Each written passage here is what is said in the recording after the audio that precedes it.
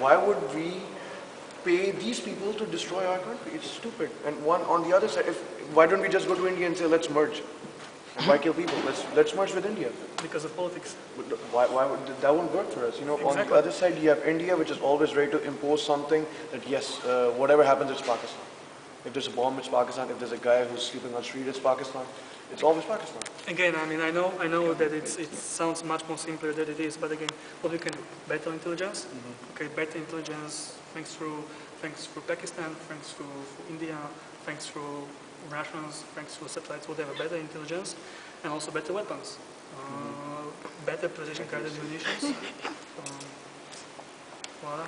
But I really want to believe that every effort is made, also in NATO, in the military effort, is to avoid as much as possible civilian casualties. In fact, the new strategy, which has been implemented by the previous ISAF commander, General McChrystal, and then the new guy, General Petraeus, has been population-centric. Which basically means human security. Kind of, yeah. Which basically means that we need to first protect the population in order to win their heart, in order to win their support. Only then, if we protect the population, we can go after the bad guys.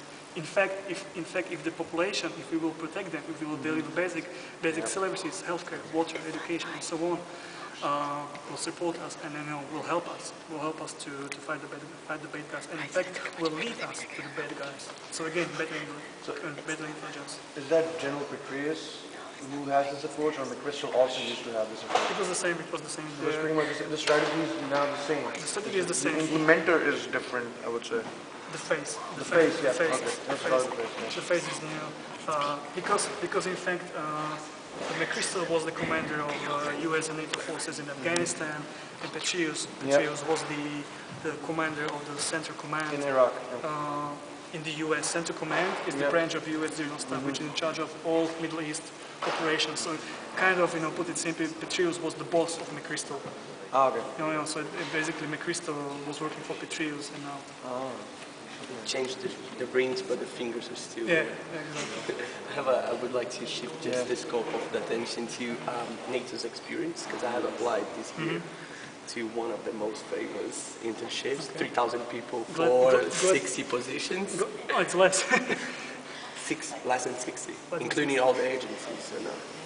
I'm afraid. Yeah. Okay. I would like. But I don't want to discourage you. No, it's done. It's applied. There's nothing I can do now. So let's see how it plays out. But I wanted to ask, like, how was your experience? Because you followed this path as well, right? You applied like as intern. How was it? How's that overall experience as a commander? Off the record. Just don't. Well, because that literally says like a lot of wonderful experience, but at my level, like of my I'll be honest with you. I mean, I did my internship while I was a student, so I was about to graduate from my university. That university, the guy over there also attends. So you're Slovak. Yeah. Okay.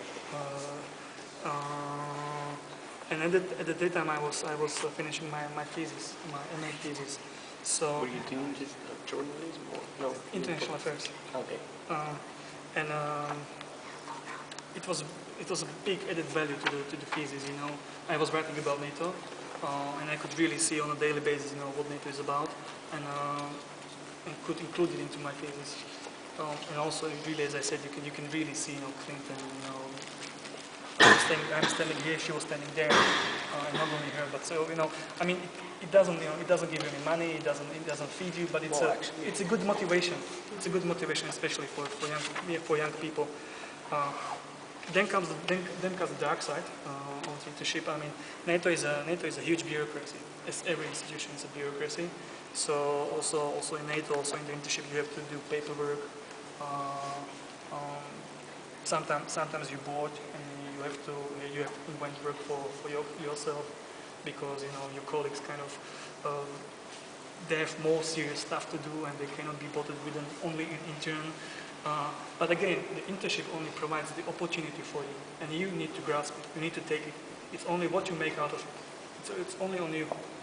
So once you have the platform, once you have the opportunity, once you will be in NATO, it's what you make yourself out of it. How active you will be, ask for work, go outside of NATO, go I mean, in Brussels, even if you didn't want it to be involved in politics, you are involved because there is always something happening. You know, not only NATO, but EU, development, agriculture, whatever, you name it. They have it. Yeah. Yeah. So How did you then really perceive transfer this- to your job? I was lucky enough. I mean, some people went to Afghanistan and they had a vacancy because there were some silent, empty spots. So I received a phone call. Do you want to join? Yes, here I am. So And one question, what is your stance on Pakistani interns? we don't have any Pakistani. That's what I'm saying, that's the problem. I have a question. So, what do you think from the point of view of your European Union army with NATO? We have to